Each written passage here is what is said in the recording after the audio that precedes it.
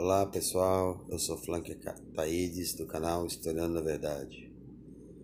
Mais um final de semana, uma noite pouco dormida, uma noite de muita pesquisa, de muito estudo. Eu gostaria de abordar um assunto hoje, né? O assunto é a República de Curitiba. Danton PowerPoint Dallagnol, né? Aquele mesmo que fez o PowerPoint acusando Luiz Inácio Lula da Silva como chefe de quadrilha, ladrão e etc, etc, etc. E o acusou por convicções, né? Inclusive eu queria encontrar ele e pedir a convicção dos números da Mega Sena, né? E cuja sentença o juiz Moro dará crimes indeterminados futuros, né? Também é um outro adivinhão, né? Crimes indeterminados, se é crime determinado, não existe, né? Já que o direito brasileiro é um direito positivo, baseado em provas, materialidade, né? Esse mesmo Danton PowerPoint Dallagnol, né, que acusou Lula de ter se beneficiado de uma reforma de um triplex de 70 metros quadrados, que é do tamanho um pouco maior do que meu quarto, um triplex, numa praia não tão boa assim do Guarujá, subestimou o valor para poder aumentar a condenação, sem prova nenhuma e por convicção, 12 anos de cadeia. 12 anos e um mês, né? E eu sempre costumo falar esse um mês era para que o crime não prescrevesse. Pois bem, agora ele recebeu uma verba generosa dos Estados Unidos, aliás, da Petrobras, né, que pertence à Petrobras, de 2,5 bilhões de reais. Fazendo as contas aqui, se um triplex daquele custar 1 milhão, 10 triplex, 10 milhões, 100 triplex, 100 milhões, 1.000 triplex, 1 bilhão, 2.000 triplex, 2.500 triplex daria para comprar, com escritura, é claro. Tá? E até agora ele não foi levado em condição coercitiva, não houve nenhuma denúncia, né? Já que, primeiro, ele não tem mandato, né? Quem administra o dinheiro popular é o executivo, que exerce mandato através do voto. Então ele não tem voto. É uma coisa que também é um sonho da minha vida, que se a justiça é poder, ela tem que ser empoderada pelo voto. O juiz tinha que ser eleito, promotor eleito também, né? Juiz não poderia ser que nem um papa, um cargo infalível, né? Deveria ser eleito como qualquer outro poder é eleito. Mas, né, foi crítica, inclusive, do ministro Gilmar Mendes, que chamou de gangster, né? Mas o Supremo Tribunal Federal também tem uma grande parcela de culpa, né? Porque até quando a Lava Jato perseguiu Lula, né, pousou de boazinha diante do povo brasileiro, deixou-se as asinhas crescer e não cortaram no momento exato. E aí o Sérgio Moro virou uma personalidade muito maior do que o Supremo e que deixou o Supremo de mãos atadas. Embora agora, né, Sérgio Moro já não é mais aquele herói que era no começo. E aí eu lembro de um artigo de um físico da USP que escreveu há um ano atrás, né, que o Moro seria só mais um Savonarola. Quem não conhece Savonarola? Savonarola era um bispo da época do Renascimento que acreditava, né, ter recebido, né, a unção divina, ter recebido, né, as benesses do poder divino e se achava, como a gente disse, a última bolacha do pacote, né, o único puro ser humano da Terra. E ele foi rapidamente desafiado por Rodrigo Borgia, que era filho do Papa César Borgia, aliás, ele foi desafiado por César Borgia, que era filho do Papa Rodrigo Borgia, uma das famílias de cardinalato mais corruptas, mais promíscuas da história do papado do cristianismo católico.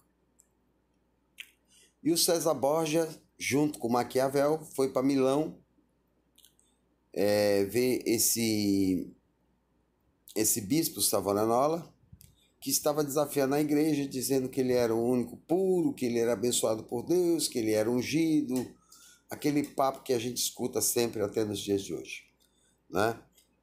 E Maquiavel deu a ideia para César Borgia. Para quem não sabe, o livro clássico de Maquiavel é O Príncipe, né? E ele trabalha muito a vida de César Borgia, que é filho do Papa, né? Maquiavel então desafia, já que você é ungido, né, atravesse essa fogueira, né? Ele esqueceu que existe na Bíblia aquela famosa frase: não tentará contra teu Deus. Mas, acreditando-se ser protegido, né? Inclusive Jesus, nas tentações no deserto, né? Ele fala também: não tentará contra teu Deus. E incentivado pelo povo, ele vai passar pela fogueira, uma fogueira muito grande, muito extensa. Ele começa a atravessar e chega do outro lado do churrasco, né? Então, o físico da USP fez essa analogia com o Sérgio Moro. Até o momento que ele for útil, né, ele vai continuar usufruindo do status que conseguiu.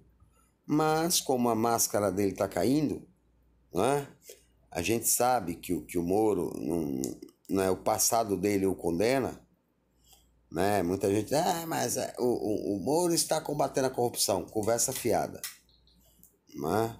Em algumas lives eu já disse e vou dizer todas as vezes que eu for falar desse ministro.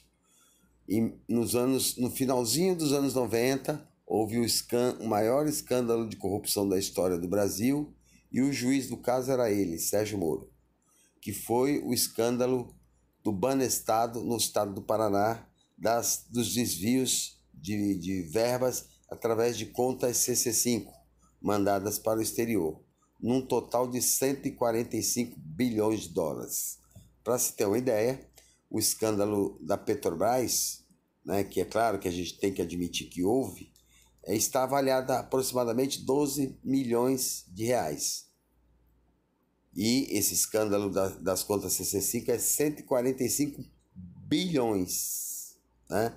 Se nós formos colocar hoje no dólar, no preço do dólar, 145 vezes 2,290, 290 mais 290 daria 580 bilhões de dólares, né? E, aliás, 580 bilhões de reais, e com as correções monetárias geraria em torno de 1,2 a 1,5 trilhões de reais. Tá? Esse foi um desvio. 1 trilhão e 200 milhões de reais é um pouco maior do que 12 bilhões. Né? 1 trilhão é mais do que bilhão. Tá? Foi inquirida naquele momento da história 3.000 pessoas. Sérgio Moro investigou todo mundo, não prendeu ninguém, né? Inclusive a delação do Lula é a mesma delação do Alberto Youssef, que no passado delatou, o doleiro delatou o esquema do Banestado, e ninguém foi preso. Mas esse mesmo Alberto Youssef e mais o Ricardo Pessoa da UTC, 2 bandidos, réus confessos, né? Por depoimentos, Luiz Inácio Lula da Silva foi condenado. As pessoas até dizem: mas tinha que ser assim. Mas imagine nós, brasileiros pobres, se um juiz resolve te acusar: você é um estuprador, sem prova nenhuma, né? Aí você vai ser acusado pelo Danton Dallagnol, mas eu tenho convicção que ele estuprou. E aí você pega cadeia, né? E o engraçado dessa prisão, né, dessa condenação gigantesca, não é? é que no Brasil um homicídio, a prisão, homicídio qualificado, a prisão varia entre 3 a 5 anos. Um feminicídio, 10 anos. Né? Um estupro, geralmente o cara não passa de 10 anos da cadeia. Mas um apartamento sem documentação e um sítio que não pertence a ele, né? E aí um detalhe interessante do sítio foi que a juíza teleguiada do Moro, Gabriela Hart, ela deu um Ctrl+C e Ctrl+V na sentença do Moro, não é? Ela não teve nem o trabalho de ler o processo e muito menos de escrever a sentença. Ela copiou e colou, tanto que ela vai acusar o Lula, há mais de 12 anos, não pelo sítio, que não é dele, mas por um suposto apartamento no Guarujá. Para se ver a grosseria e a preguiça que a juíza teve, né? E a vontade, né? A vontade e o ódio gerado pela burguesia para incriminar o presidente Lula. Não é? E por quê? Eu lendo Gessé de Souza, né, para tentar encontrar explicações, Gessé de Souza escreve uma série de livros que fala sobre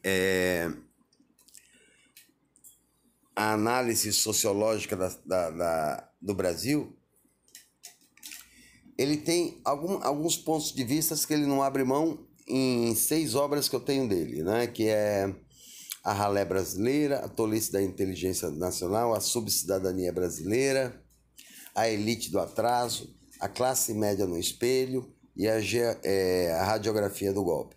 Em todos os livros ele vai dizer que a elite odeia a classe trabalhadora, a burguesia também odeia, né? E se forma o seguinte papel: a elite domina, né? Às vezes a pessoa vai, a notícia deu na Globo. A Globo tem que se entender que a Rede Globo, tanto como a Rede Globo, a Rede Record ou qualquer emissora de TV que informa, elas são detentoras do meio de produção de notícia. Então elas não noticiam geralmente a verdade, mas sim o que é conveniente para eles, né? E o Gessé de Souza fala desse desprezo da classe média e da classe trabalhadora. A gente observa em alguns fatos que ocorreram na história do Brasil recente, por exemplo, burgueses dizerem que o aeroporto parecia rodoviária, porque está cheio de pobre, né? Eles não gostam. Universidade, né, como ProUni para pobre, isso é uma afronta grave à burguesia brasileira. Por quê? Porque o trabalhador, muitas vezes, ele não tem oportunidade ou dinheiro, viu, metal, para pagar uma universidade. E o ProUni conseguiu colocar, embora não é o ideal que fosse todas as universidades públicas e não convênios com universidades particulares, que inclusive não são produtoras de ciência, mas colocou 6 milhões de pessoas da classe trabalhadora que jamais teriam uma chance de chegar à universidade e se formaram.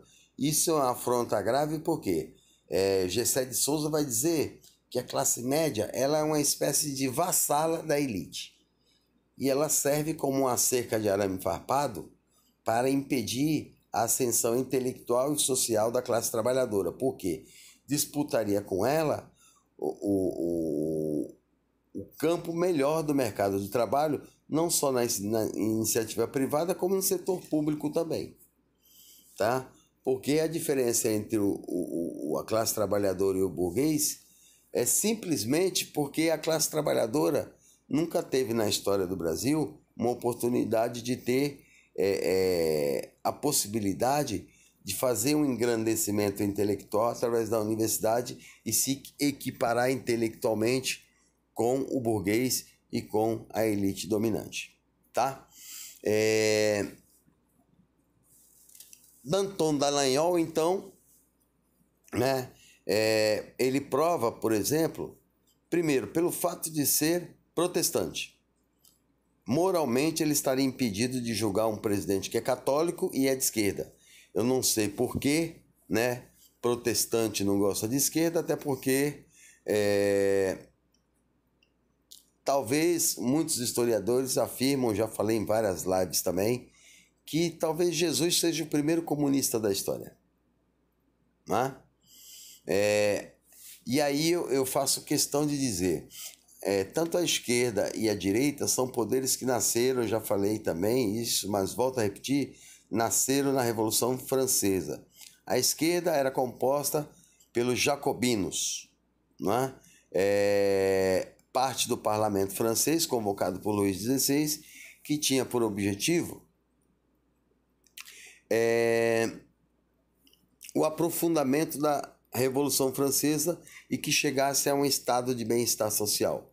Já do lado direito sentava os girondinos, que queriam só derrubar a aristocracia e consolidar a burguesia no poder como hoje está. Né? Então a direita ela é vista desde então como uma classe que defende ricos, defende direito dos ricos. Está aí o presidente da República dizendo que empresário é um coitadinho. Né? Eu sou louco para encontrar já o Abílio Diniz ou João Paulo Lemann, né, dono da Ambev, que são bilionários, para ver se eles não querem trocar comigo, já que eles são tão coitadinhos e eu sou um privilegiado, troquem comigo a condição social. Né? Aliás, empresário no Brasil não paga imposto. Ele não é coitadinho. Né? Por exemplo, o empresário não paga imposto sobre lucros e dividendos. Se o empresário paga imposto de renda, fatalmente ele vai jogar na produção.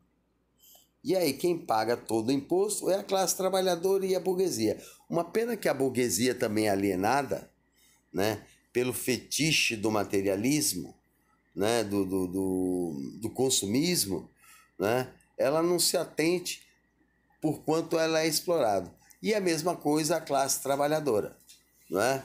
E aí que Gramsci vai dizer, olha, Gramsci é um marxista também, e ele vai dizer que a única forma de combater essa alienação imposta pelo capitalismo à classe trabalhadora é trabalhar não na fábrica, mas trabalhar nos bairros da consciência de classe. Né? Para se ter ideia do consumismo hoje é um absurdo. Eu lembro da palavra chamada obsolescência programada.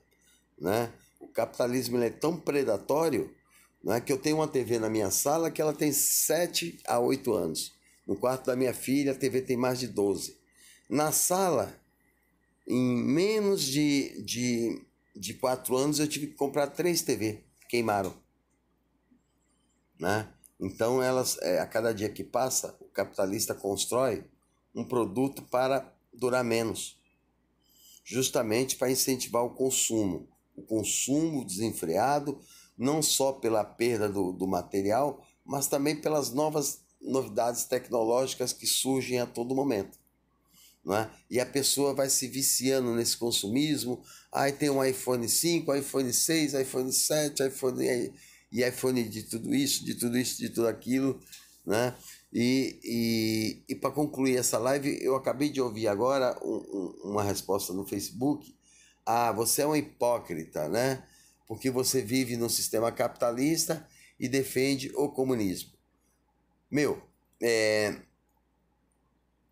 o comunismo, na verdade, ele não defende, ele não é contra o consumismo. O consumismo nunca foi uma fonte de acusação de Karl Marx. Karl Marx, inclusive, na tese a Feuerbach, na tese 11, a Feuerbach, ele vai dizer que o homem nasce, né? O homem constrói a sua própria história, mas não de acordo com o que pensa. Ele constrói a sua história de acordo com o que já existe na sociedade e carrega sobre si todo o peso, né? De toda a sua família, de toda a sua história nas costas. Então você já nasceu no mundo capitalista, você automaticamente vai ser capitalista. O que Marx alerta não é o consumo, mas o consumo como forma de se aparecer, por exemplo. Eu posso ter um relógio caro, eu posso ter um iPhone, mas eu não preciso estar desfilando com uma bolsa Louis Vuitton ou uma calça de 10, 20 mil reais, né? A única condenação que Marx faz é a condenação da propriedade privada dos meios de produção que gera poder sobre o outro. Nunca eu vou deixar de citar isso. Por quê? Porque a propriedade privada particular não há condenação. O que há condenação é a propriedade dos meios de produção. Tá? E para concluir, voltando ao assunto do Danton PowerPoint Dallagnol, eu não vi até agora aquele PowerPoint que ele fez do Lula, né? Embora já tenha na internet o PowerPoint da família Bolsonaro, né? Das ligações com milícias, né? De pessoas ligadas com a morte de Marielle, que trabalhava no gabinete do Flávio Bolsonaro, do filho do Bolsonaro que namorou com uma filha de um miliciano, e aí o Bolsonaro que já gravou alguns anos atrás que a milícia seria bem-vinda no Rio de Janeiro, né? O Bolsonaro que nunca se apresentou nos conflitos que houve na cidade, né? Ele como representante do estado do Rio de Janeiro nunca se apresentou a um conflito, né? Diz que é um homem que não é corrupto, mas andava do lado de Eduardo Cunha, né? Não é corrupto, mas tem um patrimônio avaliado em 15 milhões com salário de deputado. Não é corrupto, mas os filhos rachavam dinheiro e ninguém sabe de onde veio, porque no Brasil a lei só vale, né? Lava Jato é lei para todos, não, a lei é para o Lula. Né? Só o Lula conseguiu a proeza de ter um habeas corpus negado desde 1988. Habeas corpus é um documento que tem que ser cumprido imediatamente. Por quê? A liberdade precede a prisão, mas foi negado. Abdel Al-Nassif, aquele médico acusado de estuprar mais de 100 mulheres, ele teve um habeas corpus dado pelo Gilmar Mendes e fugiu para o Paraguai. E só foi capturado 4 anos depois, né? E vários outros, né? Eu nunca vi na história do Brasil um preso não poder dar entrevista, né? Sendo que Suzane von Richthofen sai no Dia dos Pais para visitar quem? Os pais que ela matou, né? Já vi Fernandinho Beiramar dar entrevista, Marcola dar entrevista, Marcinho VP dar entrevista e outras pessoas do crime geralmente organizado darem entrevistas, mas o ex-presidente Lula não pode dar entrevista. É uma coisa assim de outro mundo, né? Já não é mais uma prisão, é um cárcere, né? É um encarceramento, né? Inclusive com negações do Código Penal. Por exemplo, o Código Penal diz que todo preso que tem um paciente em estado grave, ele tem que sair para acompanhar, ou que a perda de um ente querido também lhe dá o direito de sair da prisão para acompanhar as últimas cerimônias, né? A Lula foi negado o direito de ver seu irmão Vavá, e só não foi negado a morte, a ida no enterro do neto dele, porque senão a justiça seria desmoralizada de uma vez por todas, não é? Vale lembrar que a gente começa a pensar de alguns fatos que vi. A Lava Jato, quando levou Lula por condução coercitiva, mesmo não tendo faltado em nenhuma convocação, ela entrou 6 horas da manhã no apartamento do ex-presidente, em São Bernardo, meteu o pé na porta onde estava ele e a falecida Marisa, e ainda mandou os dois levantarem da cama, né? 2 pessoas já da terceira idade, que já é uma falta de desrespeito, né? Para mim, esses policiais burgueses, eles não têm respeito por ninguém, né? Eu infelizmente, eu criei uma empatia por policial desde que eu vi crueldades cometidas com pessoas da minha família e que me desagradaram totalmente, né? E ainda mandaram Marisa Letícia, falecida, levantar, e o ex-presidente Lula também, e ainda tiveram a paixão de perguntar: aqui embaixo tem dólar? Aqui embaixo tem drogas? Né? talvez se levantasse o colchão do Bolsonaro era mais fácil achar, né? E um áudio vazado da Polícia Federal também mostra os policiais falando: joga esse lixo de cima, né? Quando ele foi para ser preso, né? E levado para a República de Curitiba e condenado sem provas a uma pena condenada por mais de 750 juristas brasileiros, e dentre eles juristas que são adversários políticos, como Vicente Cassione, Cláudio Lembo, né?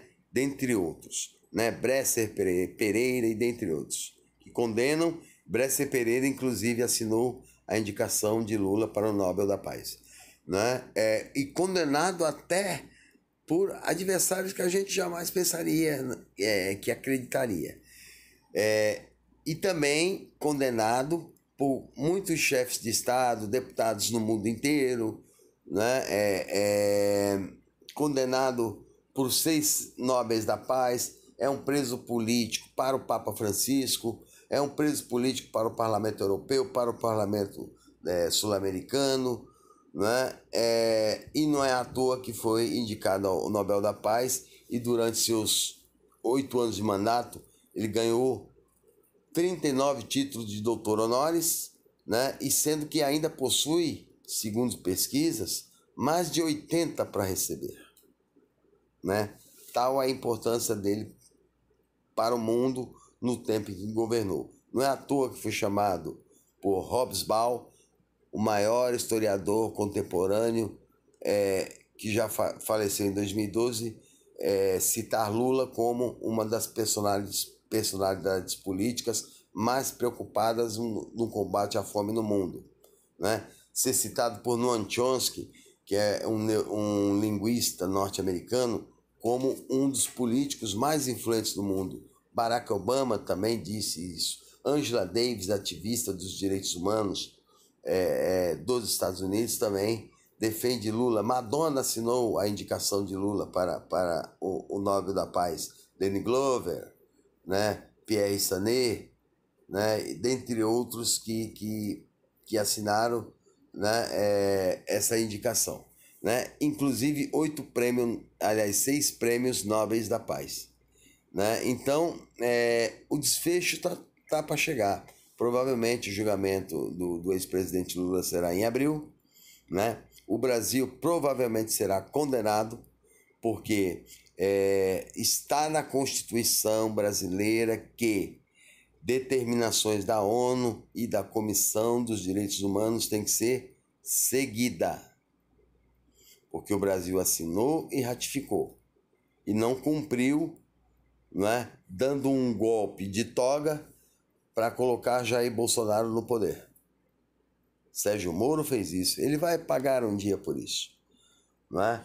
E o Brasil poderá ser punido, e a punição geralmente é seguida de boicotes, né? Já que esse presidente disse que não acredita em direitos humanos é para bandido, ele não sabe, nunca leu nada sobre direitos humanos, né? E é lamentável que temos um presidente como hoje, que nomeia uma embaixadora na ONU, que faz uma cena que jamais tinha acontecido na ONU e vira motivo de piada internacional, pelo fato de se retirar e não ter democracia para escutar, né, o outro falar, né? Então, a gente atravessa por momentos dúbios, difíceis, né, sem muita expectativa, mas esperando, Oxalá, né, pela uma intervenção divina, porque desse jeito não dá. Ok, pessoal?